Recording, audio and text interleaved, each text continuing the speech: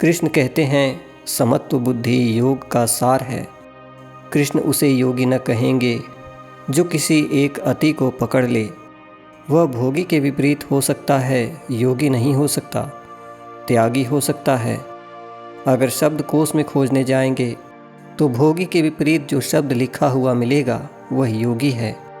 शब्दकोश में भोगी के विपरीत योगी शब्द लिखा हुआ मिल जाएगा, लेकिन कृष्ण भोगी के विपरीत योगी को नहीं रखेंगे। कृष्ण भोगी के विपरीत त्यागी को रखेंगे। योगी तो वो है जिसके ऊपर न भोग की पकड़ रही न त्याग की पकड़ रही, जो पकड़ के बाहर हो गया, जो द्वंद्व में सोचता ही नहीं, निर्द्वंद हुआ, जो नहीं कहता कि मैं इसे चुनूंगा, जो नहीं कहता कि उसे चुनूंगा, जो कहता है कि मैं चुनता ही नहीं, मैं चुनाव के बाहर खड़ा हूँ। वह चॉइसलेस चुनाव रहित है, और जो चुनाव रहित है वही संकल्प रहित हो सकेगा। जहाँ चुनाव है वहाँ संकल्प है। मैं कहता हूँ मैं इसे चुनता हूँ। अगर मैं ये भी कहता हूँ कि मैं त्याग को चुनता हूँ, तो भी मैंने किसी के विपरीत चुनाव कर लिया, भोग के विपरीत कर लिया। अगर मैं कहता हूँ कि मैं सादगी को चुनता हूँ, तो मैंने वैभव और विलास के विपरीत निर्णय कर लिया। जहाँ चुनाव है वहाँ अति आ जाएगी। चुनाव मध्य में कभी भी नहीं ठहरता है। चुनाव सदा ही एक छोर पर ले जाता है, और एक बार चुनाव शुरू हुआ तो आप अंत आए बिना रुकेंगे नहीं। और भी एक मज़े की बात है कि अगर कोई व्यक्ति चुनाव करके एक छोर पर चला जाए तो बहुत ज़्यादा देर उस छोर पर टिक न सकेगा, क्योंकि जीवन टिकता है ही नहीं। शीघ्र ही दूसरी छोर की आकांक्षा पैदा हो जाएगी।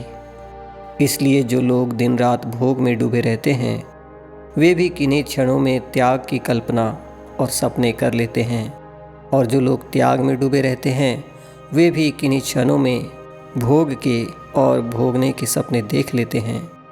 वह दूसरा विकल्प भी सदा मौजूद रहेगा। उसका वैज्ञानिक कारण है।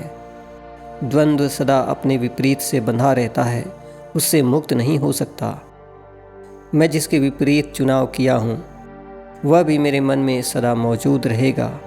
अगर मैंने कहा कि मैं आपको चुनता हूँ, उसके विपरीत, तो जिसके विपरीत मैंने आपको चुना है वह आपके चुनाव में सदा मेरे मन में रहेगा। आपका चुनाव आपका ही चुनाव नहीं है, किसी के विपरीत चुनाव है। वह विपरीत भी मौजूद रहेगा। और मन के ऐसे नियम हैं कि जो भी चीज़ ज़्यादा देर ठहर जाए उससे ऊब पैदा हो जाती है। तो जो मैंने चुना है वह बहुत देर ठहरेगा, मैं ऊब जाऊंगा, और ऊब कर मेरे पास एक ही विकल्प रहेगा कि उसके विपरीत पर चला जाऊं।